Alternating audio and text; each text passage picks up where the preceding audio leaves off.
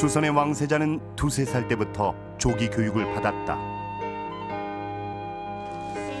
학습량이라는 게요, 지금 오히려 요즘보다 더 심하다면 더 심하다고 할 수가 있는 거죠. 끊임없이 이어지는 엄한 공부와 평가.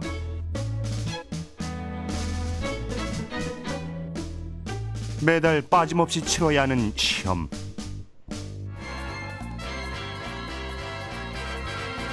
조선의 왕세자는 공부 스트레스에 시달려야 했다.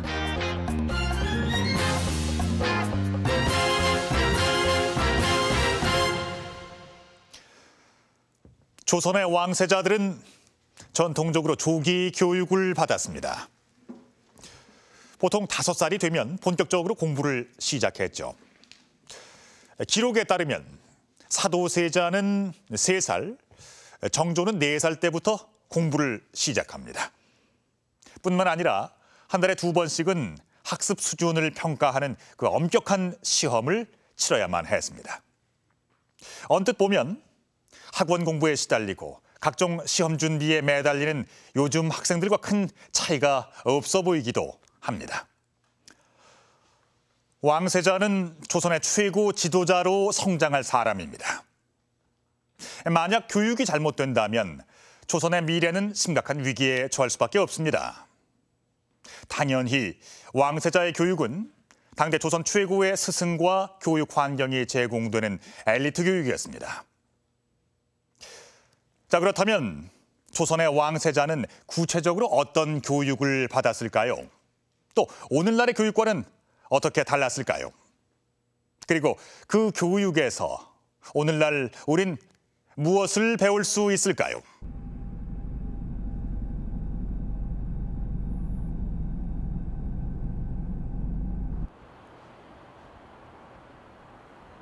왕세자의 거처인 동궁. 동궁은 왕의 거처 동쪽에 자리하고 있어 붙여진 이름이다. 왕세자의 주 생활은 비현각에서 이루어졌다. 비현각은 왕세자의 집무실이며 교실이었다. 이곳에서 왕세자는 스승을 만나고 개인 수업을 받았다.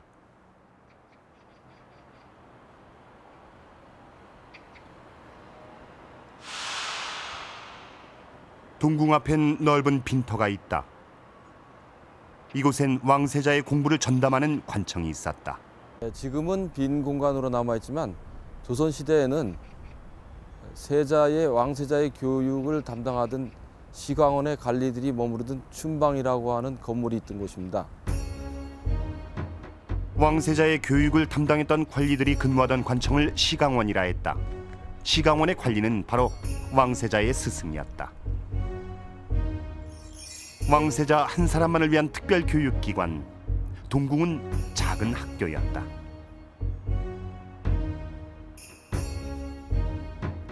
조선 왕실의 행사를 그린 의궤엔 왕세자의 공부하는 장면을 찾아볼 수 있다.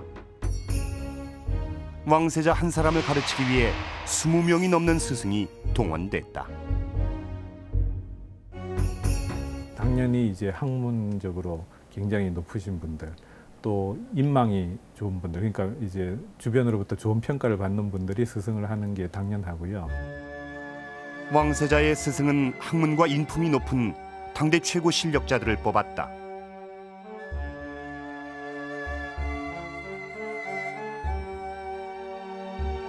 조선의 법전인 대전회통을 보면 왕세자의 스승인 시강관의 품계를 볼 수 있는데,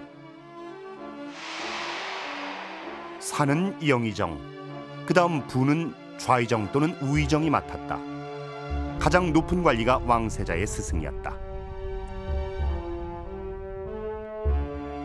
나머지 스승들의 품계도 정해져 있는데 20명의 왕세자 스승은 정일품부터 칠품까지 조정에 가장 뛰어난 모든 관리가 총동원됐다.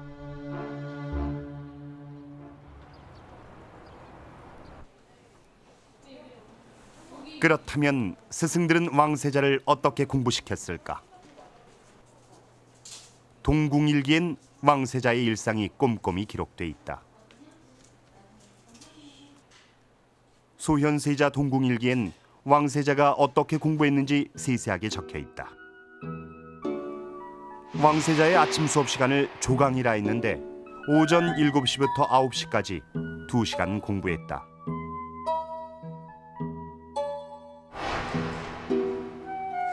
석강은 저녁 수업 시간이다. 저녁 5시부터 시작해 7시까지다.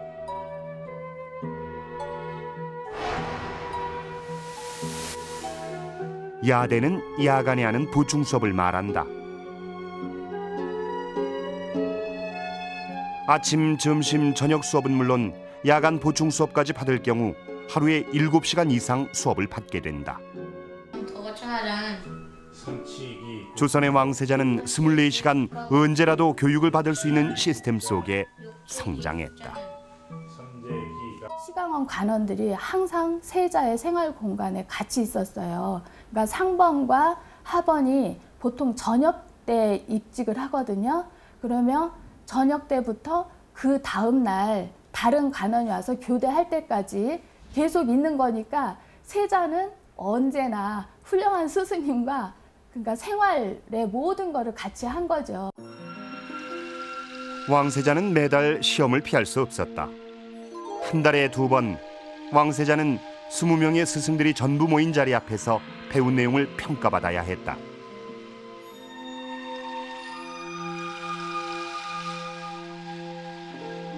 그래서 한 달에 2번씩은 그 모든 스승 한 20명이 되는데요. 이들이 모여 있는 자리에서 시험을 보는 거죠. 또 경우에 따라서는 국왕이 임석합니다. 그래서 국왕이 보는 앞에서 시험을 치릅니다. 그러면 국왕까지 합치면 21분이 계신 자리에서 한 명의 학생이 시험을 보는 거죠. 정기 시험 외에도 매일 수업을 시작할 때마다 전날 배운 것을 시험받아야 했다.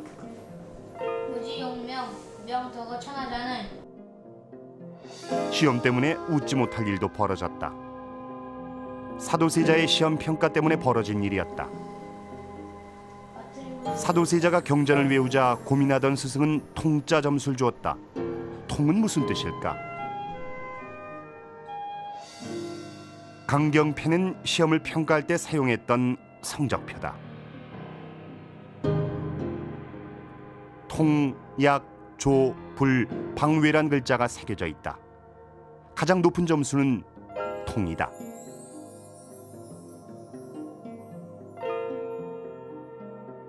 우리식으로 따진다면은 대학의 A, B, C, D, F 또 우리 전통 방식으로 따진다면 수음이양가 그렇게 되는 거죠. 그래서 맨 끝에 나오는 불은 바로 낙제점 F학점에 해당된다고 볼 수가 있겠죠. 이날 스승은 세자가 제대로 경전을 외우지 못했지만 후하게 점수를 내린 것이다.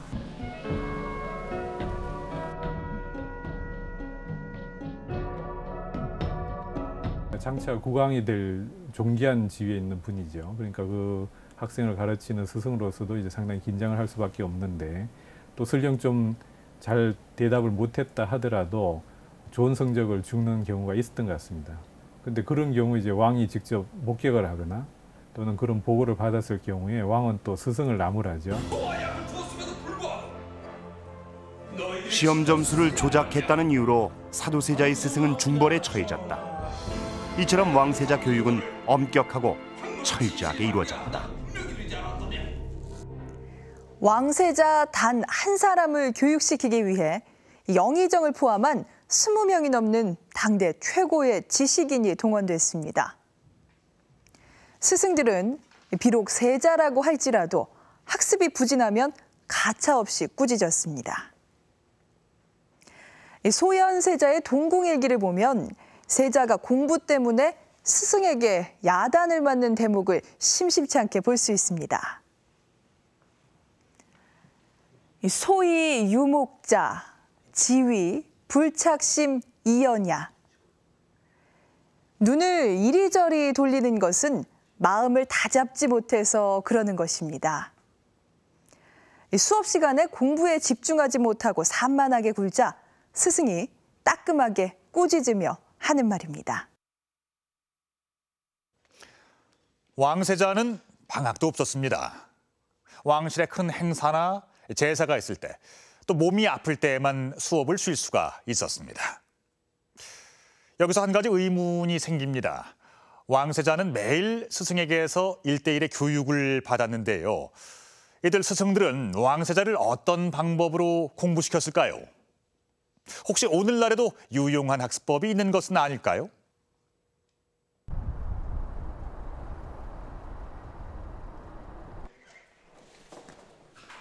조선왕실 소장 자료 중엔 왕세자의 공부와 관련된 서적이 비교적 많다. 이 책들은 왕세자 교육을 위해 엄청난 인원과 재정이 투입됐다는 증거다. 그중에 주목할 책이 있다. 여기엔 조선 후기 14명의 왕세자가 학습한 교재와 공부를 시작한 날짜와 끝난 날짜가 꼼꼼하게 기록돼 있다. 이를 통해 왕세자들의 공부 진도를 알 수 있다.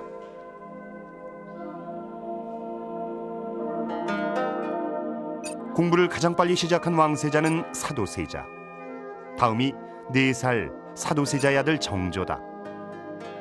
보통 5살에 글 공부를 시작해 7살 이후부터는 본격적인 공부에 들어갔다. 통상 그 5살이 되면 그 조기 교육이 시작이 됩니다.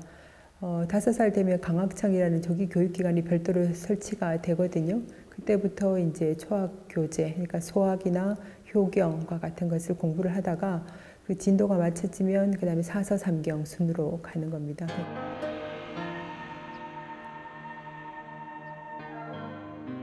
전라북도 김제의 학성 강당. 조선시대 서당 교육의 전통을 이어오고 있는 곳이다.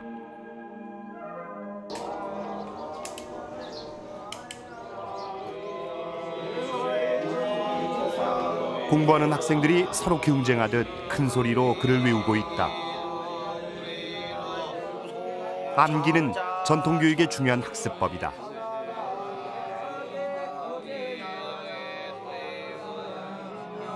유학의 가르침을 기록한 사서 삼경을 토시 하나 빠뜨리지 않고 달달달 외는 것. 암기는 경전의 가르침을 완전하게 이해하기 위해서다. 얘가 소학책 있지? 이게 소학책이거든요. 네. 이거를 다 외웠어요. 처음부터 끝까지 싹 연송을 했어요. 연송이란 거는 처음에 첫 장부터 시작해갖고 마지막 장까지 다 외워야 되거든요. 그 책을 다 외웠어요, 얘가. 입교제일이라 사사자왈 천명 지위성 이호 솔성 지위도요 수도 지위. 암기를 못하면 경전의 가르침을 이해할 수 없고 이해하지 못하면 경전의 가르침을 실천할 수 없다. 암기는 유교의 가르침을 몸으로 실천하기 위한 기초 과정인 것이다.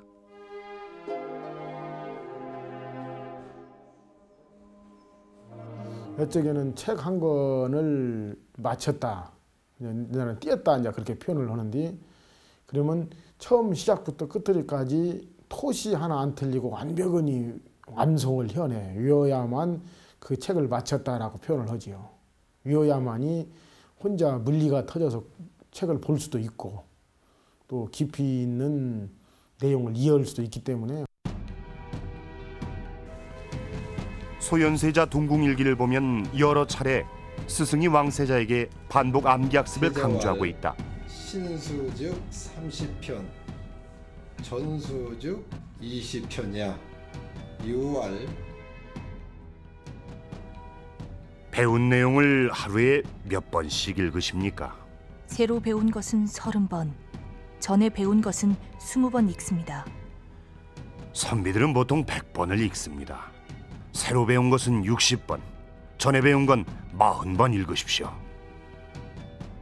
다음 날 수업을 받으려면 항상 전날 배운 거를 외워야만 했어요.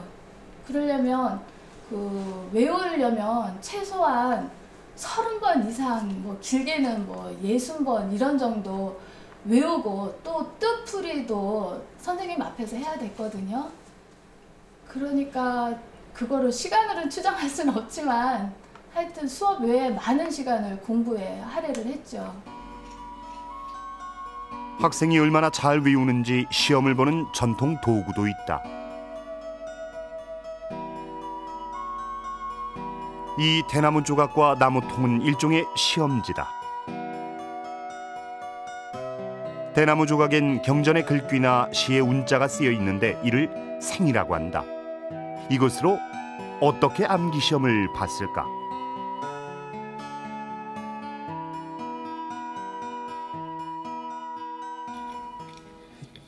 생이라고도 불리는 죽간인데요. 보시면 이 안에 그 글씨가 쓰여져 있습니다. 그래서 이 글씨를 이용해서 시를 짓거나 아니면은 그 대꾸를 외는 용도로 사용을 했는데요. 이렇게 어느 것이 나올지 모르는 무작위로 추천 방식이기 때문에 자신이 어떠한 대답을 해야 될지 미리 알 수가 없어서 굉장히 폭넓은 공부를 할 수 있게 만드는 그런 도구였습니다. 조선시대 때 치러진 시험의 전통을 학성강당에선 그대로 이어오고 있다.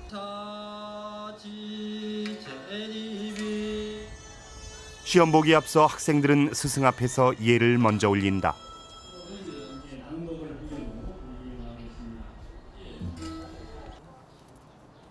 시험 볼 때의 예를 갖추고 스승 앞에 나아가 생을 뽑는다.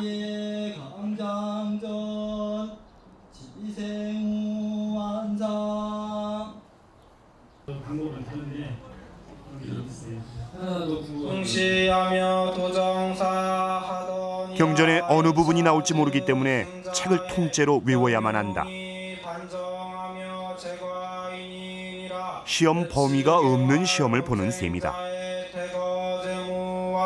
여가자 후대 필국이 관유자의 운양공경 신이 과언자 남유여유하며 남반여 해강을 해야만이 완벽한 이해를 할 수 있고 이해한 다음에라야 완벽한 실천의 밑받침이 되지 의지 않고는 이해를 못한다. 그 차원에서 그 배강은 가장 존중되어 왔던 공부 방법 중에 하나라고 생각돼요. 왕세자의 암기 교육과 조기 교육은 몸에 밴 습관처럼 배움을 실천하기 위한 과정이었다.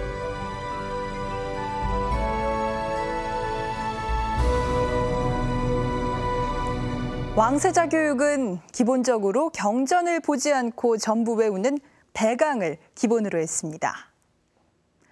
끊임없는 반복 학습을 통해 세자는 자신의 교재를 그대로 외웠습니다.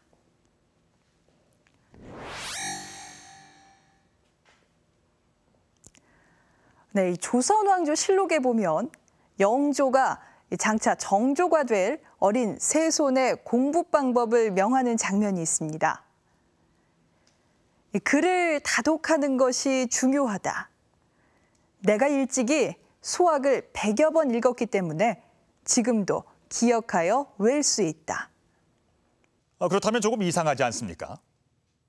조선시대 최고의 엘리트 교육이 조기 교육과 암기 교육으로만 이루어졌던 걸까요?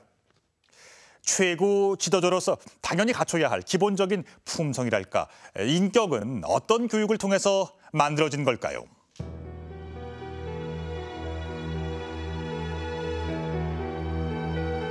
왕비의 거처인 교태전. 이곳에서 왕세자가 태어나면 바로 교육기관이 설립됐다. 5살 이전 유아기 때 보양청을 설치해서 왕세자의 보육을 담당했다.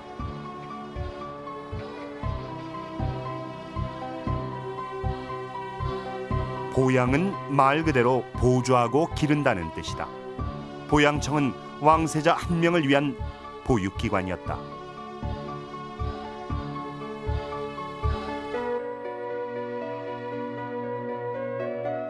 경종이 2살이 되자 숙종은 보양청을 설치했다.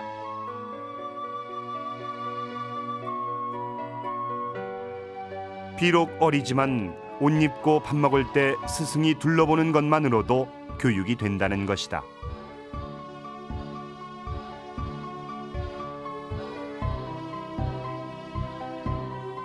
스승이 원자를 보러 갈 때 아이를 데려가기도 했는데 이 아이를 배동이라 했다. 배동은 원자를 모시는 어린아이란 뜻이다. 또래 친구들과의 놀이를 통해 왕세자의 사회성을 기른 것이다. 책을 모르기 때는 행동 같은 인사하는 법이나 계단 오르내리는 법이나 인사하는 법 뭐 이런 것들에 중점을 두었다가 그때 되면 이제 본격적으로 이제 글 읽기가 시작이 가능하면 이제 본격적으로 이제 조기 교육이 시작이 되는 거죠. 왕세자가 글 공부를 본격적으로 할 때 시작하는 더 중요한 공부가 있다. 왕세자는 아침 저녁으로 왕에게 문안 인사를 올려야 했다. 왕의 수라상도 아침 저녁으로 살폈다.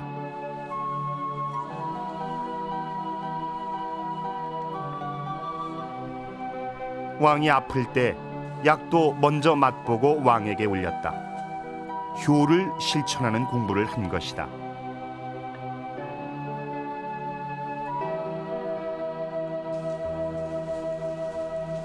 글 공부를 하는 수업 시간에도 중요한 공부가 또 있었다. 스승과 제자 사이에 지켜야 할 예절 공부다. 왕세자가 스승에게 먼저 인사하고 스승이 자리에 앉은 다음에 앉는다.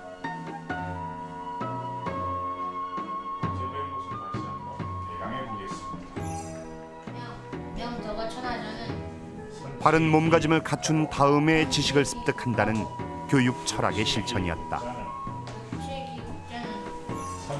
그거야말로 교육이라고 생각을 합니다. 그러니까 그 전통시대 같은 경우에 교육이 일상이고 일상이 곧 교육인 것이거든요.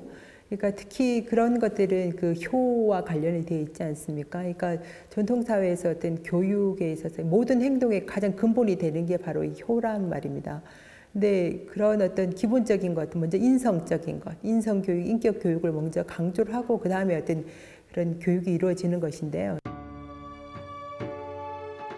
효와 스승에 대한 존경을 강조하는 교육 철학을 보이기 위해 거행한 것이 바로 왕세자의 성균관 입학식례다.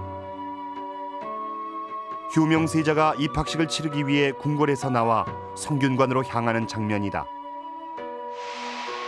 왕세자의 가마 옆을 왕세자의 스승인 시강관들과 왕세자의 경호무사인 이귀사들이 따르고 있다.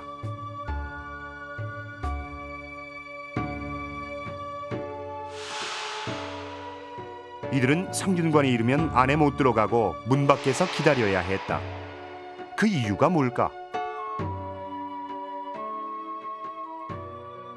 성균관 입학례에서 세자는 세자가 아니고 성균관 유생의 한 사람인 거죠. 그리고 그 유생, 즉 학생이기 때문에 그 학생으로서 스승이나 선배에게 갖춰야 할 예를 반드시 갖추도록 그렇게 요구를 받고 또 실천을 하게 합니다. 인상적인 장면은 왕세자가 성균관 스승에게 수업받을 때 책상 없이 바닥에 엎드려 책을 읽는 것이다. 스승은 직급으로는 세자보다 낮죠. 그렇지만 스승이기 때문에 동쪽이라는 더 높은 자리에 앉고 그 다음에 책상을 사용합니다. 책상 위에 책을 놓고 가르치게 되죠. 그런데 세자는 서쪽이라는 낮은 자리에 앉아서 책상도 없이 땅바닥에 책을 놓고 엎드려 꿇어앉아 있는 자세로 공부를 하게 됩니다. 왕세자의 입학식 때 책상 사용 문제로 인조는 신하들과 큰 논쟁을 벌였다. 세자의 입학리에 사용할 책상을 만들라.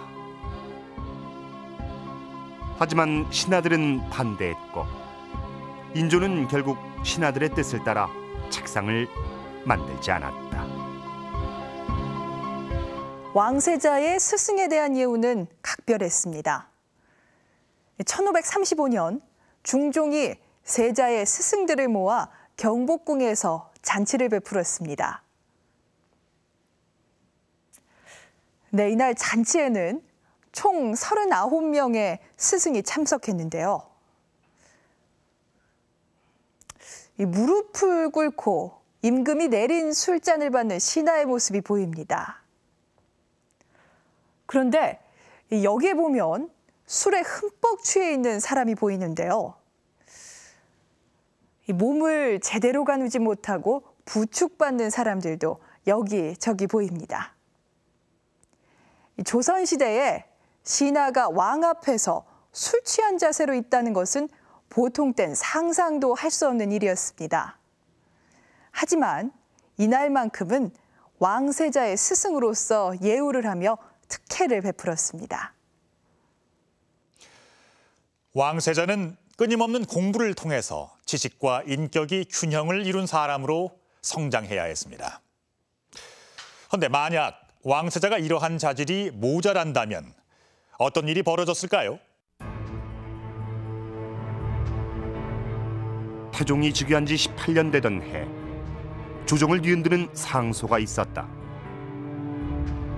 왕세자 폐위 상소였다.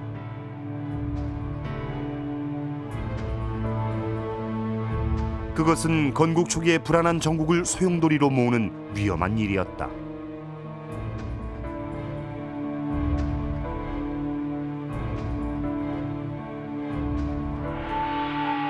태종은 파격적인 결단을 내린다. 세자를 폐위하고 훗날 세종대왕이 되는 충녕대군을 왕세자로 삼았다. 셋째인 충녕대군을 왕세자로 선택한 이유는 바로 택현. 내세운 명분이 바로 택현입니다. 현명한 자, 이때 현명한 자는 정상적으로 학습을 하고 그것을 이제 훗날 그 백성들에게 베풀어야 할 이런 인물이었다라는 거죠. 그런 면에서 보았을 때 양녕대군이 세자 때 했던 그런 학습 태도들, 특히 양녕은 이제 시강원 관리들을 매우 힘들게 합니다. 뭐 요즘으로 치면 학습을 소홀히 하고 뭐 거기에 수업 시간에 자주 빠지고. 양녕대군은 자주 수업에 빠졌다.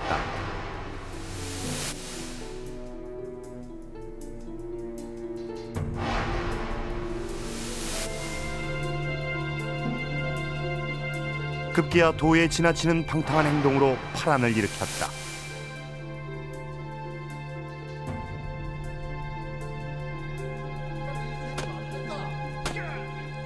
동궁에 근무하던 내시들은 양녕대군을 대신해 곤욕을 치러야 했다.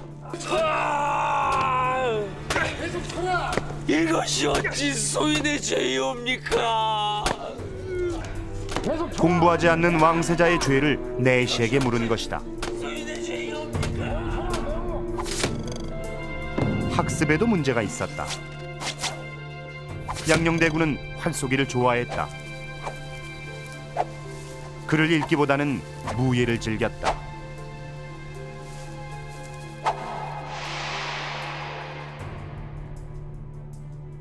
양녕대군은 한쪽으로 기울었다고 생각을 하는 거죠. 활쏘기라든가 말타기, 이 무 쪽에 너무 기울였고 전형적으로 왕세자가 갖추어야 될 학습을 하지 않았다. 이 부분이 폐위의 중요한 원인이 됩니다.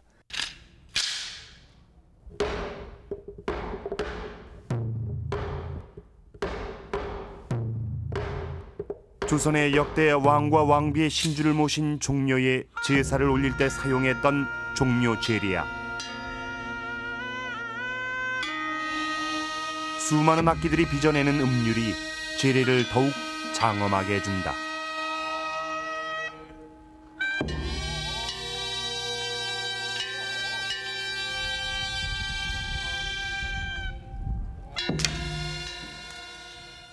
세종은 이 종묘 제리악을 단 하룻밤 만에 작곡했다고 기록은 전한다.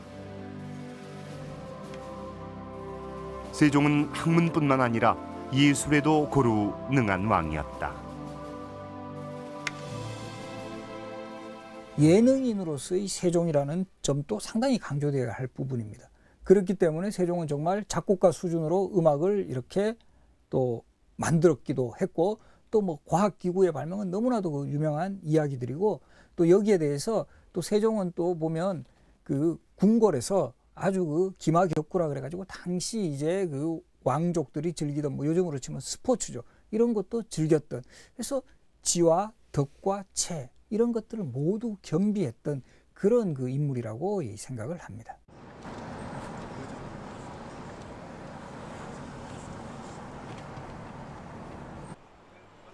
영국 엘리트 교육을 대표하는 이튼 칼리지. 영국 왕세자는 이 학교에 입학해 교육을 받았다.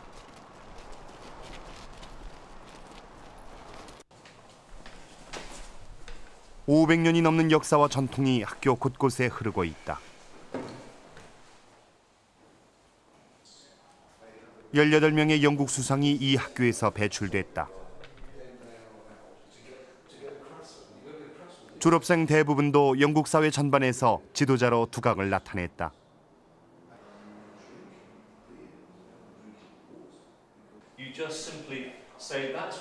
학생들을 지도자로 키우는 이튼 칼리지의 교육 전통은 과연 뭘까? 이곳은 지덕체의 균형을 가장 중요하게 생각한다. 이튼에서 일주일에 3일은 수업이 오전에 끝난다. On 3 days in the week, Monday, Wednesday and Friday, we will have academic lessons in the morning until lunch, and we will have academic lessons starting at 4:30 in the afternoon and finishing at 6 or 7 in the evening. Between 2 and 4:30, that is time for other activities, for games, for art and so on. On Tuesday, Thursday and Saturday, we teach up to lunch only. So on Tuesday, Thursday, Saturday, that's 3 days a week, where the whole of the afternoon and the evening is given over to other activities. 스포츠와 예술 활동은 이튼에서 공부 이상으로 중요한 가치를 지닌다.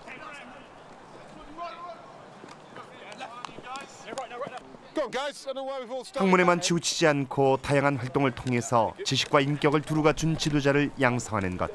이것이 이튼 칼리지 지도자 교육의 핵심이다. The broad thrust of what we do is academic and intellectual, but around it and making the academics stronger, I believe, is the wealth of other opportunity they have to develop their skills, often to a very high level in art or in sport or whatever it might be.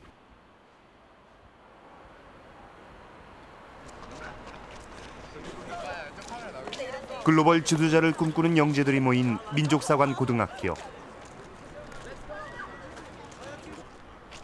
이곳의 수업도 지덕체가 균형 잡힌 학생을 키우는 것을 목표로 한다. 수요일 오후엔 수업을 멈추고 모든 학생들이 운동을 한다. 활쏘기는 체육 수업의 일부다.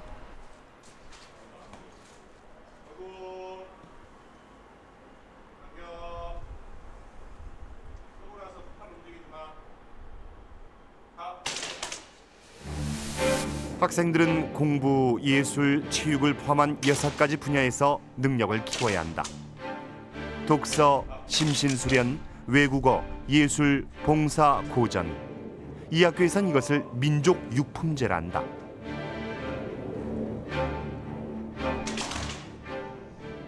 민족 육품제는 조선 왕조의 4대 부가와 또 왕실의 그 왕세자 교육의 중요 내용이었던 육예, 즉 그 예학, 사어, 서수의 가르침의 전통을 계승해서 만든 것입니다.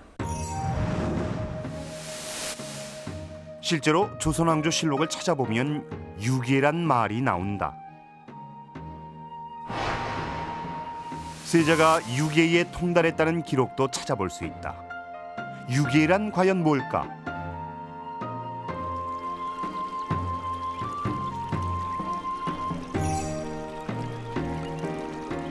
육예는 왕세자를 비롯한 4대부가 갖춰야 할 6가지 교양을 말한다.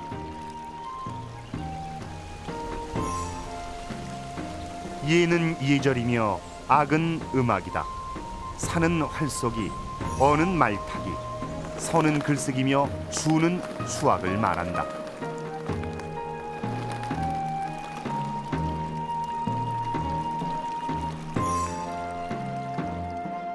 참 선비가 완성되는 총체적 인문 교양의 과정이 바로 육예인 것이다.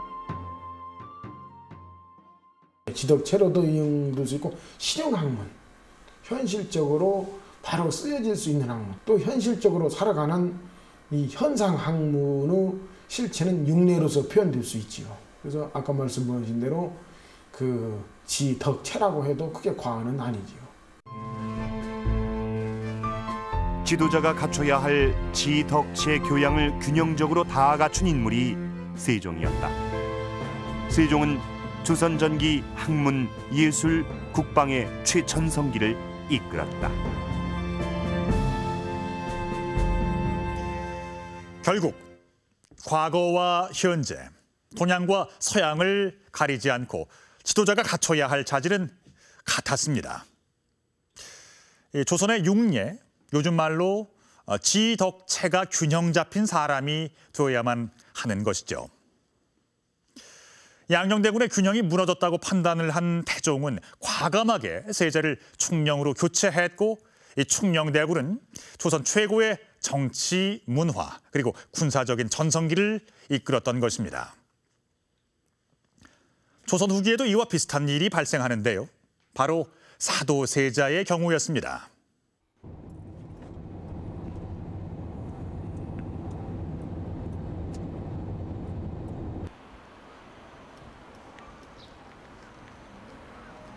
일본 야마구치 혈립도서관.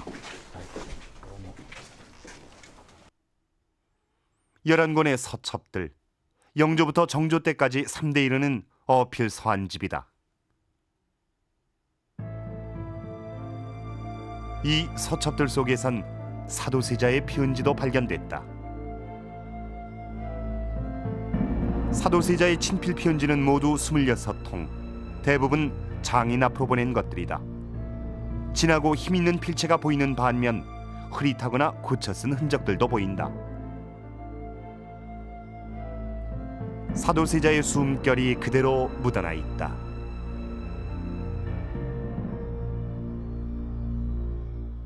그 장인에게 보낸 편지이기 때문에 아주 그 사적인 기록으로서는 최고의 그 가치를 지니고 있다고 할 수 있습니다. 이 편지의 곳곳에는 누구에게도 말할 수 없는 개인적인 고민을 말하는 것이 있고요. 이거는 이제 봄날이 돼서 안부를 묻고요. 근데 나는 한 가지 병이 깊은데 나을 기미가 보이지 않는다. 기약이 없습니다. 다만 마음의 고민을 이렇게 어루만지고 있습니다. 이 친필 편지를 통해 사도세자의 정신병 문제를 확인할 수 있다. 사도세자는 불안과 초조함을 호소하는 신경증, 번개와 천둥 소리조차 두려워하는 공포증,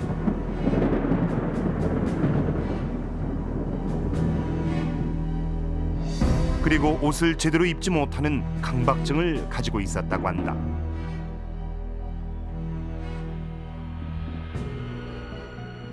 천둥과 번개를 두려워했다는 것은 뭔가 하늘로부터 오는 어떤 신호로 볼 수 있습니다. 그래서 대개 이제 이제 현실적으로 말하면 아버지에 대한 그 두려움을 나타내는 것으로 볼 수 있습니다. 그리고 옷 입기를 두려워한 것은 항상 옛날에는 그 아버지 앞에 나아갈 때는 어간을 정죄하고 나아갔지 않습니까? 그러니까 옷을 제대로 여미고 아버지 앞에 가야 되는데 아버지 앞에 가는 것이 무섭기 때문에 옷을 여미지를 못하는 거죠. 세자 스스로도 자신의 병세를 의식했고 이를 치료하기 위해 노력하고 있었다. 하지만 자신의 병을 의관들과 상의하기를 꺼렸다. 아버지가 자신의 병세를 아는 것을 원치 않은 것이다.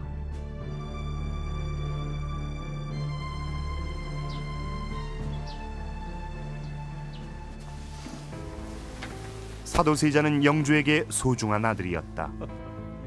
40을 넘어 얻은 아들이었기에 사도세자에 대한 영조의 사랑은 각별했다. 그만큼 기대도 컸다. 2살의 세자로 책봉하고 3살 되던 해부터 본격적인 왕세자 교육에 들어갔다.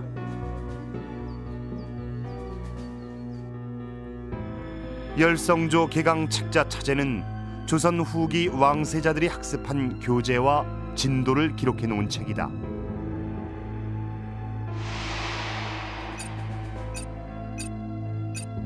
영조는 사도세자가 3살 때부터 책을 읽게 했다. 조선 후기 어느 왕세자보다 빠른 시작이다. 너무 일찍 교육을 시작했어요. 그래서 2살, 3살 아주 어린 나이인데 그 부모님 손에서 떠나가지고 혼자 이제 거처를 하게 하고, 그 다음에 또 굉장히 강한 교육을 시켰습니다. 이것이 처음에는 천재적인 그런 모습으로 나타나지만 시간이 지날수록 이제 사도세자 그 압박감을 견디지 못하고 결국은 이제 죽게까지 되는 것이죠. 왕세자를 가르치는 시강원에 걸어둔 영조의 친필 현판. 시강관에게도 사도세자의 교육에 각별한 신경을 써줄 것을 당부하고 있다. 영조는 사도세자를 위해 직접 책을 써서 교재로 삼게 했다. 이는 조선시대 왕들 중 유례가 없는 높은 교육열이었다.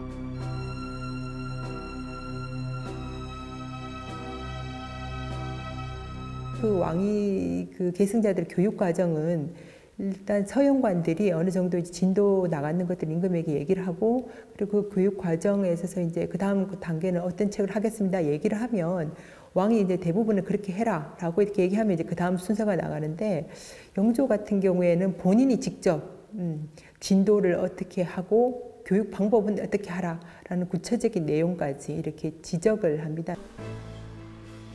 영조는 종종 세자를 불러 공부한 내용을 직접 확인하곤 했다. 세자가 머뭇거리며 대답을 못할 때가 많았는데 그럴 때마다 영조는 엄하게 꾸짖었다. 아버지의 꾸중이 거듭되면서 세자는 점점 위축돼 갔다.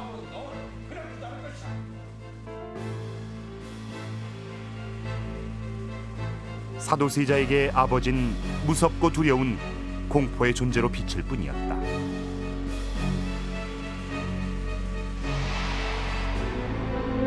영조는 아들을 왜 그렇게 엄하고 혹독하게 가르치려 했을까?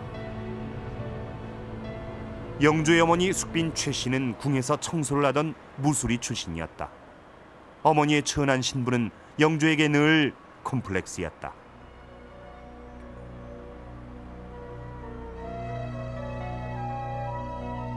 왕위의 정통성 문제도 영조에겐 큰 콤플렉스였다.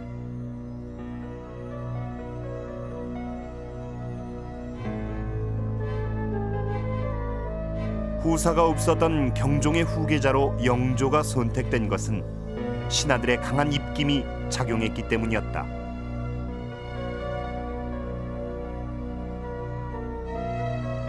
그리고 얼마 후 경종의 갑작스러운 죽음으로 영조는 왕위에 올랐다.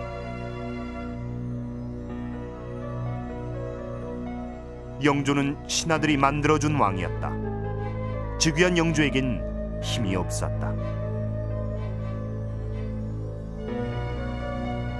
영조의 교육 과정을 기록한 어제 독서록, 책을 몇 번 읽었는지까지 꼼꼼히 기록돼 있다.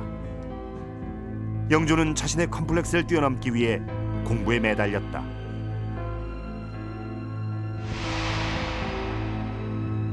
엄청난 독서량과 밤낮을 가리지 않는 공부로 영조는 자신의 입지를 다졌다.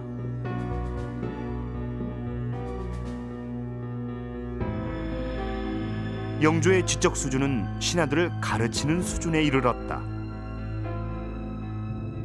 오히려 그 경연을 신하가 임금에게 아니라 임금이 오히려 신하에게 그 강론을 하는 형식으로 바뀔 만큼 상당히 어떤 그 지적 수준이 신하를 압도할 만큼의 어떤 그 수준이 됐기 때문에 본인의 어떤 그 왕위 계승에 있어서 어떤 그 정통성이 그 확립이 된다고 할까요? 너 옷차림새가 왜 그 모양이냐? 어려운 환경에도 불구하고 강한 의지로 노력했고 노력한 만큼의 결과를 이뤄낸 영조는 아들에게도 자신처럼 되길 요구했다. 사도세자는 아버지의 기대에 부응하지 못했고 영조의 실망은 사사건건 질책으로 이어졌다.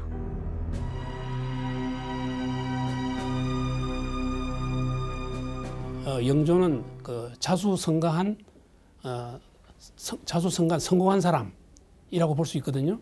이런 사람들이 대체로 자기 힘으로 자기 능력껏 최선을 다해서 이제 최고의 자리에 올랐다고 보기 때문에 그런 대단한 자신감이 있을 뿐 아니라 또 누구든지 그렇게 하면 나같이 될 수 있다는 그런 이제 신념이 있지 않겠습니까? 그러면 이 자기의 경험을 자식에게 물려줘서 그 자식도 그렇게 성공하기를 몹시 바라게 되죠.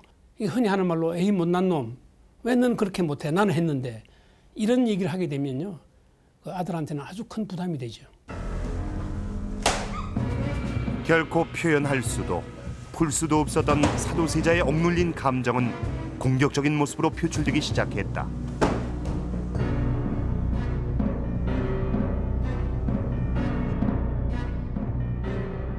아버지에 대한 부담감으로 깊어진 마음의 병.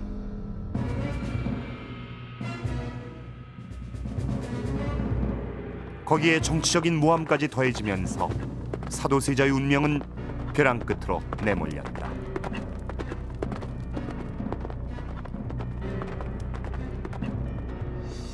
부왕이 요구하는 이제 기대 수준, 그다음에 본인이 하고자 하는 욕망, 또 거기에 비해서 본인이 처해 있는 이제 복잡한 정치적 현실, 이런 것들이 복합적으로 작용하면서 오히려 그러한 스트레스가 사도세자에게는 부정적으로 작용한 케이스인 것 같습니다. 그래서 결국은 상당한 자질을 가지고 태어났음에도 불구하고 훌륭한 국왕으로까지 가지는 못했던 것 같습니다.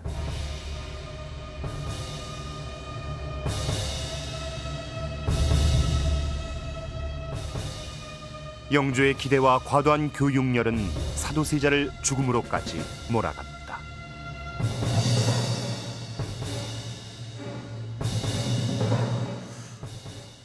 사도세자는 조선시대 왕세자 교육의 최대 실패였습니다. 스스로의 노력으로 온갖 역경을 물리치고 최고의 자리에 올랐던 영조는 요즘으로 치면 자수성가한 아버지로 볼 수 있습니다. 영조는 자신의 경험을 사도세자가 물려받아서 성공한 임금이 되기를 바라며 혹독한 교육을 했지만 결과는 비극적으로 끝나고 말았습니다. 자, 이제 영조가 희망을 걸 사람은 자신의 손자, 즉 사도세자의 아들뿐이었습니다. 세자가 죽은 후 영조는 세자의 호를 회복시키고 장례를 치러준다. 영조가 친히 쓴 사도세자의 묘지명. 아들을 죽인 이유와 함께 아버지로서의 안타까운 마음을 담고 있다.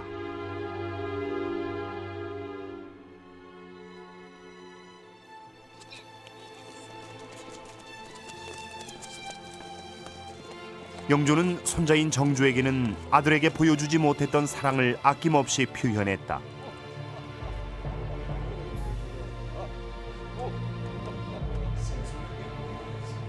정조가 글 공부를 시작한 나이는 4살.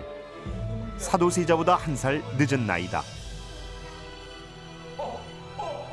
영조는 세손의 칭찬을 아낌없이 했다. 원손이 이제 겨우 4세인데 3, 4세 어린애 같지 않으니 이는 하늘이 우리에게 큰 복을 주려는가 한고. 맞소. 제 손이. 정조는 어릴 때부터 대학자가 될 소질을 보여주었다. 독서에 열중하는 아들을 어머니인 혜경궁 홍씨가 말릴 정도였다.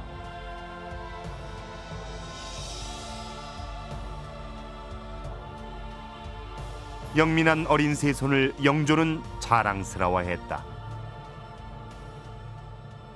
사도세자에게는 너무 조기 교육을 실시해서 실패한 케이스고요. 그래서 영조가 손자에 대한 기대는 크지만 그것을 속도를 조금 늦추죠.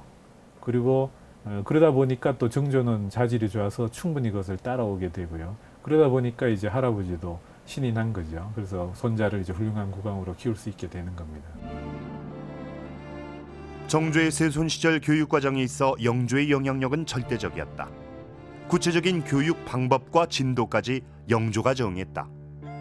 학업을 평가하는 휘강도 직접 했다. 어떻게 해야 공자의 도를 행할 수 있는가? 수신을 하면 할 수 있습니다. 그럼 수신은 쉬운가 어려운가? 공부하면 쉽습니다.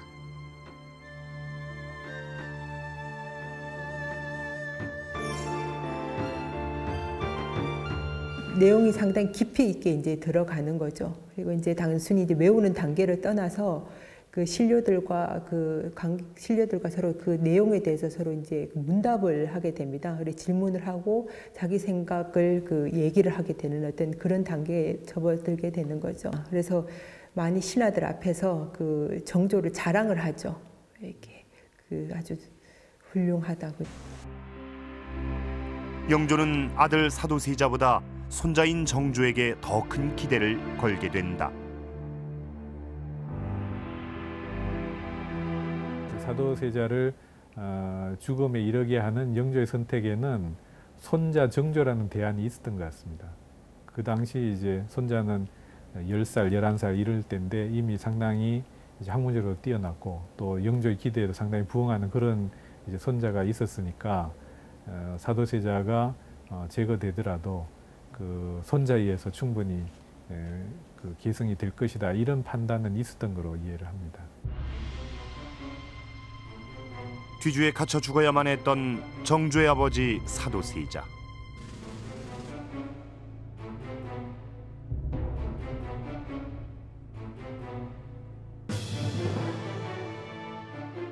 어린 정조는 아버지의 죽음을 똑똑히 지켜봤다. 그것은 냉혹한 정치 현실에 피눈물 나는 경험이었다.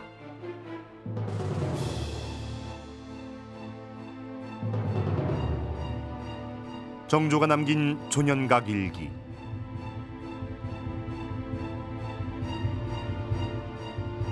영조 말년 왕위 계승 문제를 둘러싼 정조와 신하들 간의 갈등이 낱낱이 기록돼 있다.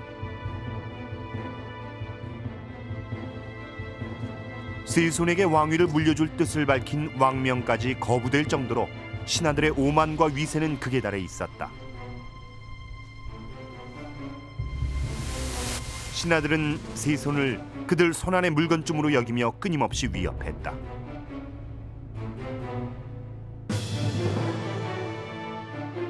냉혹한 정치 현실에서 정조가 자신을 지키는 길은 그저 숨죽이고 공부하는 것뿐이었다.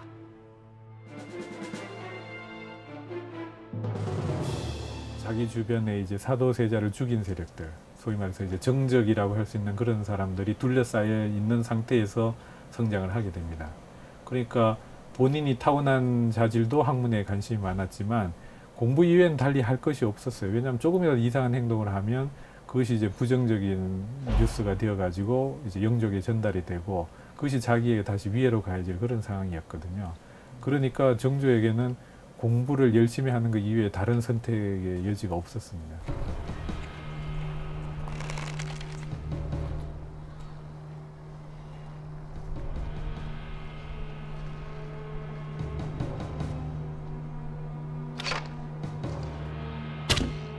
정조는 문무에 고루능한 뛰어난 왕으로 성장했다.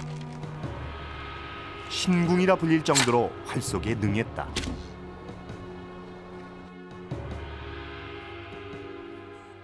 정조의 활쏘기 성적을 기록해둔 어사 고풍첩. 1792년 한 해 동안 정조는 믿을 수 없는 기록들을 쏟아냈다.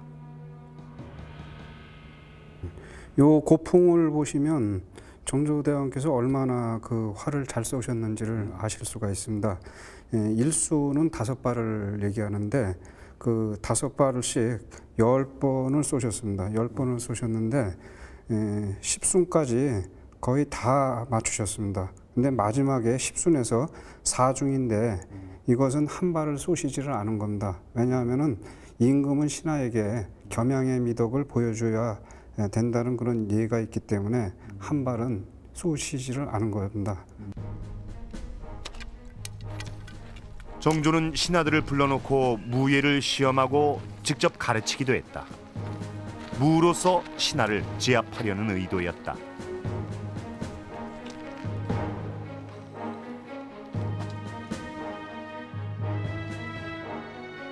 또 정조는 180여 권의 개인 문집을 남겼고 4,000권이 넘는 책을 편찬했다.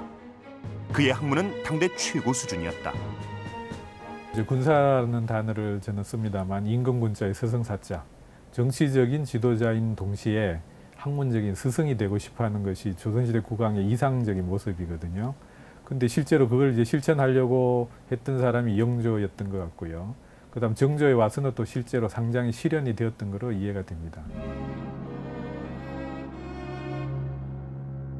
이상적인 군주상, 학계와 정계를 동시에 주도할 수 있는 군사, 스승으로서의 군주가 마침내 등장한 것이다. 창덕궁에 있는 존덕정엔 정조의 자호가 적혀 있다. 만천명월 주인농, 달빛이 만개 개천에 고루 비추듯 임금의 뜻이 백성과 신하들에게 고루 비추는 정치적 이상을 실현하려고 했다.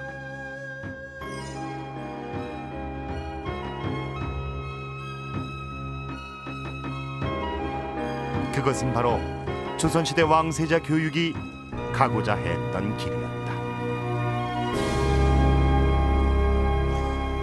정조는 조선시대 왕세자 교육이 거둔 최고의 성공 케이스라고 할 수 있습니다. 문무를 겸비한 완벽한 왕으로 성장한 정조는 조선 후기 학문과 문화의 전성기를 이끌었습니다. 뛰어난 군주를 만들고자 했던 영조의 꿈은 아들의 실패를 거쳐서 손자인 정조에 의해 실현됐던 것입니다. 조선의 왕세자는 혹독한 교육 과정을 통과해야만 했습니다. 공부하지 않는 왕세자는 퇴출되기도 했죠.